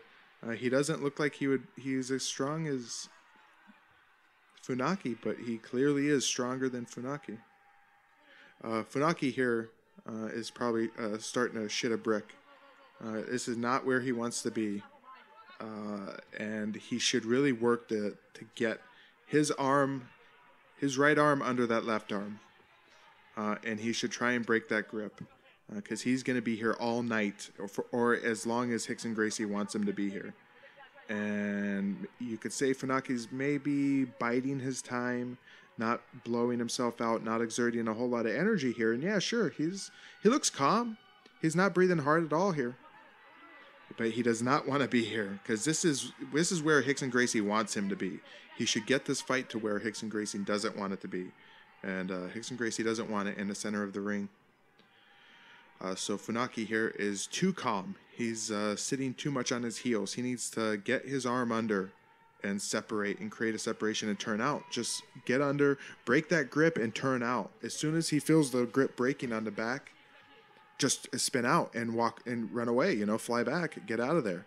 There you go, get out. Just, no, you can spin out now. What's happening, ref? What was that? Was Hickson grabbing the ropes? His hands aren't clenched. Go now, Funaki. Just push forward and spin out. No, he's not even trying. He's letting Hickson Gracie completely control him here, and this is Hickson Gracie's world. Oh boy. Which is why I think probably Hickson Gracie preferred to fight in a ring. I don't think he's ever fought in a cage. Now that I think about it, not one of his professional fights was ever in a cage. Isn't that kind of interesting, fight fans? Why would Hickson Gracie have never fought in a cage when the majority of MMA promotions were being fought in cages, with the exception of, some Japanese promotions? Funaki there, a cheating motherfucker, grabbing the ropes. Hickson Gracie really trying hard for this takedown. Funaki does a good job of staying up. But again, he's just letting Hickson put him here. So it really makes you wonder, why did Hickson Gracie only fight in rings? I'm talking about an actual wrestling ring. Why did he never fight in a cage, in a promotion that had a cage? Could it be because he couldn't do this? Could be. It could be. That'll give you something to think about. Funaki right here, again, should try and get under that grip on the left side and spin out. He can't spin to the right because Hickson Gracie will be there to grab him. And fucking Funaki's just sitting on the fucking ropes here. Funaki is really kind of almost given up. I don't know what he's thinking here, what he needs to do. But if I was his Japanese cornerman, I would be yelling at him to get under that left arm, get the grip off, and spin to your right. Just take a step and spin a little and just get out of there. Again, because if he tries to spin to his left, which he could try, Hickson Gracie's right there is just going to grab him. But if he gets under the left side, puts a little force into it and turns Hickson, he could just step away. Oh boy, this fight is frustrating because I like Funaki. I really do like Funaki a lot, but he is stupid in this fight. He really showed no ring awareness or I don't know, fight knowledge, I guess you could say. His fight IQ, that's what I was looking for. His fight IQ was not very high for this fight. It's just Hickson Gracie. I mean, the aura of Hickson Gracie at this time could not be so overwhelming that Funaki just turned into a turtle here. Could it? I don't know. Maybe Hickson Gracie had so much spiritual power over the Japanese people that he could cause them to fight very stupid or be very timid and scared. Hickson Gracie at this point in time of his fighting career, he was just begging to be beat. He was very beatable. Why do you think he never fought any high caliber guy? Funaki was probably the best opponent he's ever fought, but at this time, Masakazu Funaki would be lucky if he was sniffing the top 20. I could probably name 20 other guys pretty close that were a better fighter at the time than Funaki. Maybe you could say he was in the teens, the high teens. He might have been maybe the 18th. We're just splitting hairs here, folks. This ref on the outside, he's returning. Here's this guy. He was very enthusiastic about his job. Really sort of a weird lens on this camera here. It's a really short focal length. Very interesting. And it's also shooting at a higher, not a higher frame rate, but a higher shutter speed. So there's no blur between the frames that it's shooting. So everything was like crystal clear and kind of jarring looking. So there's a lot of detail here on the movement. We're not seeing any blurring between the frames. And again, the focal length seems shorter. Pretty cool. I do like that camera. That camera lens that guy over there is shooting. Oh, almost got out there, Funaki. If only you would loosen that grip on that left arm there. You could do it. You know, it's not really that secure right here. It really boggles my mind why the hell Funaki was doing this. I guess the best thing you could say here is Funaki hasn't wasted much energy at all, and Hickson Gracie has actually been using more energy by holding Funaki here. Maybe that was his game plan. Maybe he said, okay, if Hickson's going to hold me in a corner here, I'm going to let him work up a sweat. I'm going to let him burn his lungs a little bit, and then I'm going to take advantage. So here you go. Here's your shot. You've loosened the grip on that fucking left arm, which has been the one holding you. Just get out of there. No, don't continue to fight here. Get away. Just walk away. He gets a front headlock here. He's not going to get a guillotine. Hickson is not in trouble here. He's protecting himself. He's not in any trouble, and he knows it. Funaki's not really putting on a whole lot of pressure on this. He takes a breath. He's okay. He hasn't really used any energy, though. But again, what is he doing? Oh, he gets on top. Look at that. By sheer luck alone. And he tries to deliver 2 smacks to Hickson Gracie here. Now he's chopping the legs. I think he's just going to piss Hickson off, though. This could work here if he just, beats up the calves. Maybe take a little pop out of Hickson's step here when they return to the standing. If he decides to let it go to standing. That'd be a pretty good strategy. I think one of the rules for this fight were like Gracie rules, like Hoist Gracie versus Sakuraba. There's no time limit. I'm pretty sure there's no time limit on this fight, unless it's one 15-minute round. But I can't tell you for sure whether there's a 15-minute time limit or there's no time limit. Be interesting to see if there was no time limit. I don't think we're going to be able to tell, though.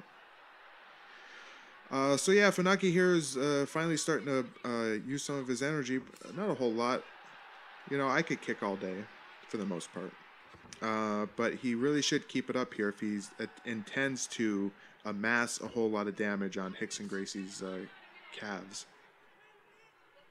His calves. He should keep it up. Because he's not getting close enough to hit the thighs, really. Hickson gets up. Back away. Funaki, get back.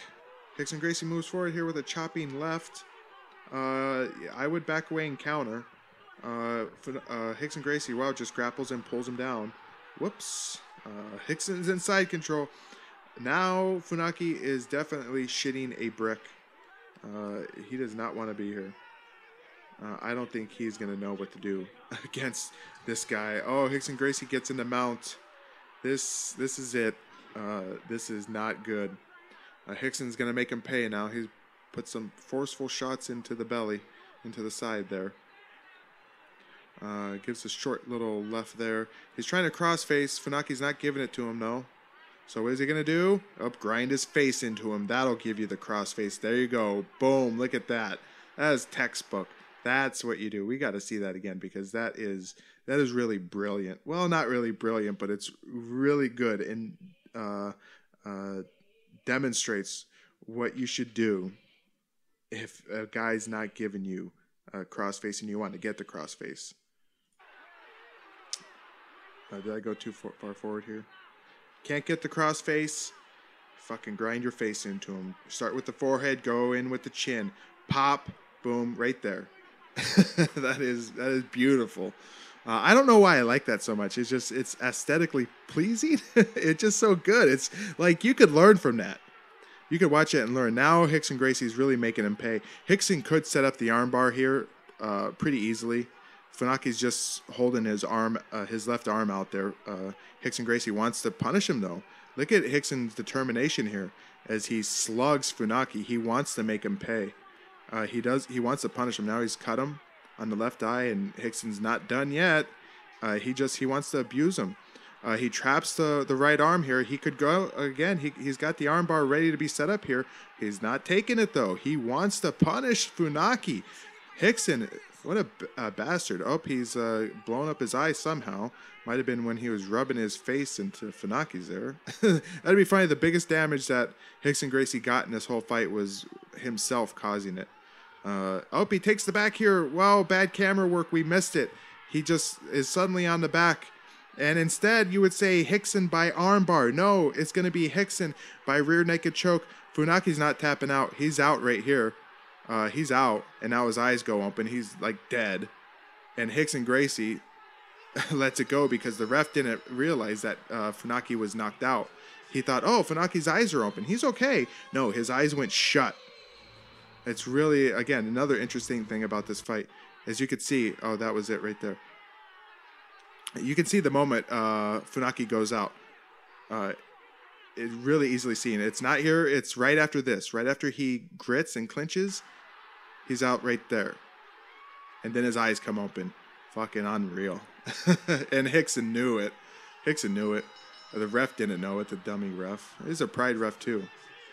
J. Jonah Jameson looking guy. Hey, is that Rey Mysterio when he was in the Filthy Animals? It looks exactly like Rey Mysterio when he was in the Filthy Animals when he took off his mask and he had on the overalls. Holy shit, how many people do you need to get into the ring here? How many Hickson Gracie or Gracie Jiu-Jitsu fucking people do you have with you? How much I wonder, Hickson Gracie is such a fucking dickhead. It's probably a part of his contract that Colosseum had to pay everybody. They probably had to fucking charter 747 to get all of Hickson Gracie's entourage into Japan. And he probably made the Colosseum officials pay for it. Now, granted, they made millions of dollars from this, through the TV rights and through tickets sold. But still, kind of a dickhead move from Hickson Gracie. Well, I have a lot to talk about after this, what would happen after this fight, to fight fans. I have a little bit to talk about here. So we'll let this play out. So what would become of our two men after this fight? After this, Colosseum officials would quickly announce a follow-up event for the next year with Naoya Ogawa as the front runner for Hickson's opponent. But other options were floated by various interested parties, including Shinya Hashimoto, pro wrestler, Kazuyuki Fujita, Manabu Nakanishi, not sure who that is. And what about Sakuraba, you wonder? After the C2K fight with Funaki, Hickson went back to his old bag of refusals. He said this. He said, Funaki didn't have the spirit of a warrior, and that he doesn't want to fight Kazushi Sakuraba to avenge his brother Hoisa's loss because Sakuraba doesn't have the aura, whatever that means. Eventually, Ogawa did win out as the selected opponent, and the plans were put in place for the next Colosseum show in 2001. But in late 2000, Pride would make one last-ditch effort for the Sakuraba fight to happen. But Hickson, that dirty dog, found a new excuse to use. Hickson said he didn't want to fight a guy that was so much smaller than him. Fucking asshole. But any plans for any fights with Hickson were completely scrapped when Hickson's eldest son, Huckson, died in a motorcycle accident in New York on February 9th of 2001. He was only 19 years old and was working as a fashion model at the time. Hickson didn't take the death of his son well and repeatedly said he was planning to retire from fighting. But in March, Hickson suddenly changed his mind, and Colosseum officials apparently flew out to LA to see Hickson and resumed negotiations. Hickson said he needed 6 months to train, but was working on a movie at the time as well, which would mean that the Ogawa fight, and thus the entire Colosseum 2001 event itself, could not happen in 2001. Being that Hickson wasn't finished with his movie yet, and then you add 6 months for training, and that puts you in December, January of 2002. So yeah, the event wasn't going to happen in 2001. Colosseum had planned to hold the 2001 event at the Tokyo Dome, which is a big venue to schedule. And you notice our videos over here, but I got more to talk about. Tokyo Dome, a big venue to schedule, and it probably wasn't easy to just change plans on the fly and move the event a month or two later. The last rumblings of anything regarding the next Colosseum event that I could find were later in March of 2001, when it was announced that Hickson would be an executive producer for the show. After that last report in March of 2001, I can't find any more information. So if you do know by any chance, leave a comment. I'm very interested to hear exactly what happened. And that was the last bit of info I could find. Of course, Colosseum never held another event, and Hickson Gracie never fought professionally again after this fight. Ogawa, for his part, was forced to find a job cleaning floors at a local VFW. That is what I wrote. VFW, for those international viewers out there, that's like a veterans community sort of place in America. It's like a veterans club, I guess you could say. Anyway, what would happen with Masakazu Funaki after this fight? Well, he too would retire from pro fighting, at least for a while. 7 years, in fact. I'm not sure what he did between 2000 and 2007. Maybe he became a trainer, but he didn't return to pro wrestling like his Pancrase compatriot Minoru Suzuki. For whatever reason, Funaki decided to return to fighting at the age of 38, and he was apparently set on taking on former Pancrase company rivals. First, on December 31st, 2007, at K1 Premium Dynamite 2007, Masakatsu marked his return to take on former Pride superstar Kazushi Sakuraba. Sakuraba was able to secure Kimura after 6 minutes in the first round and submit Funaki. Then a few months after that, on April 29, 2008, Funaki fought former Fighting Network ring superstar Kiyoshi Tamura. This fight happened at Dream 2, the spiritual successor to Pride Fighting Championships. It took Tamura about 57 seconds to pound out Funaki via TKO. After he had fought the former Pancrase company rivals, you notice how I said that Pride was like a rival to Pancrase, and then Rings was a rival to Pancrase. After that, he was done fighting those rivals, and he fought former protege and Pancrase dojo boy Ikohisa the Punk Minowa. This fight happened at Dream 6 in September of 2008, with Funaki managing to win with a heel hook in the first minute. If that smells fishy to you fight fans, it's probably because it is. And I think Minowa gifted his mentor with a win. Then pro wrestling came calling for Funaki, and Funaki finally returned to the sport that gave him his start. Even though he was pushing 40, Funaki was positioned as a superstar immediately, and he won several singles and tag team championships, including the Triple Crown Heavyweight Championship in August of 2012, becoming the 45th champion to hold that title. There was one last MMA fight, though, in store for Funaki, and it was against Volk Han, old Rings veteran. It happened in December of 2012 at Rings Outsider, and it was declared Volk Han's retirement match. In fact, I think this event was called Rings Outsider Volk Han Retirement. Volk Han was 51 years old for that fight, and Funaki was 43. The two men went to a draw and thus drew a curtain on both men's MMA career. I think that fight was an exhibition fight. I haven't seen it. I haven't found any video for this Rings Outsider. I've tried a little bit to find a download for it. It's not happening. So I might try and see if I could buy like a bootleg of it. Or see if I could buy an event DVD for it. There was a guy on Twitter. I seen somebody retweeted him. It might have been Alistair. who retweeted this guy who showed clips of the fight. And I said, oh, cool. Like, do you have, where'd you get these clips from? He says, well, I have the whole fight, and he was kind of like proud of himself. I said, it would be really great. I've been wanting to do an MMA oddity for the Volkan versus Funaki fight for a while. Could you put that like up on a Google Drive and, let me get it? He went silent after that. Motherfucker didn't even have the courtesy to reply to me. He teased, like, hey, look what I got here, guys. Nope, I'm keeping it for myself. Well, fuck you, asshole. Even if this guy so happens to see this and he knows it's him, you can just keep your fucking video, and I hope you choke on it. Anyway, I've got a lot of hate and anger over that because it's really a dickhead move. If somebody comes to me and I have a video or something that I've shown and they're like, hey, could I get that? Of course you can.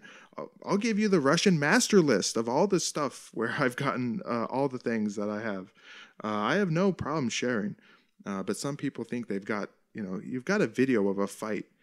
That's not like some unique, rare thing. I mean, sometimes it is, but what's the point of holding on to it if you're not going to, share it? Anyway. With all that, fight fans, I have nothing more to talk about. Look forward. Stay tuned for the next Pride Resurrection episode. It's coming. Work has been slow on this one.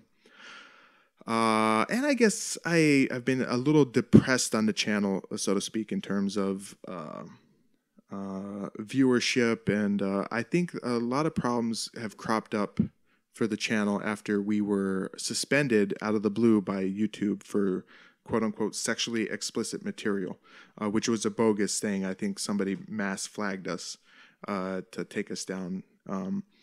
And after that, I think we've been put into like a YouTube prison where we're not shown as relevant videos anymore. Before, we were averaging about almost 300,000 minutes watched per month. That's tumbled drastically. Even when I was continually putting out new content, it's dropped drastically. Now it's been cut down 2/3. It's now at about 100,000 watch minutes per month. So it's kind of depressed me. It's like, oh fuck, we were doing good. We had some good momentum, and then the suspension happened, and now I don't know what YouTube has done to us to where we're not showing up in related videos and whatnot. I assume that's what happened. So anyway, yes, the next Pride Resurrection episode's coming soon enough. It should be out this month, so stay tuned for that. For now, fight fans, I must bid you adieu. I've been the most dangerous man alive today, and I'm wishing you goodbye, good luck, and we'll sniff you fucking jerk.